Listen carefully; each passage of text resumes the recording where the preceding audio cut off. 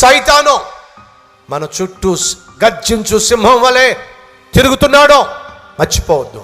నిన్ను నాశనం చేయాలని, నీ బిడ్డలను నాశనం చేయాలని, వాళ్ళకు భవిష్యత్తు లేకుండా చేయాలని, వాళ్ళకి చదువు సంధ్య లేకుండా చేయాలని, వాళ్ళు నీ మాట వినకుండా చేయాలని, వాళ్ళు నీ మీద తిరగబడే విధంగా చేయాలని, నీ భర్తతో నీకు సఖ్యత లేకుండా, భార్యతో సమాధానం లేకుండా నీ కుటుంబాన్ని విచ్ఛిన్నం చేయాలని సైతాను కంకణం కట్టుకొని దివారాత్రములు వాడిని చుట్టూ తిరుగుతూ ఉంటే పట్టించుకోవే. ఆత్మీయత లేకుండా, ప్రార్థన లేకుండా, పరిశుద్ధత లేకుండా ఏ విధంగా నీ కుటుంబాన్ని కాపాడుకుంటావు?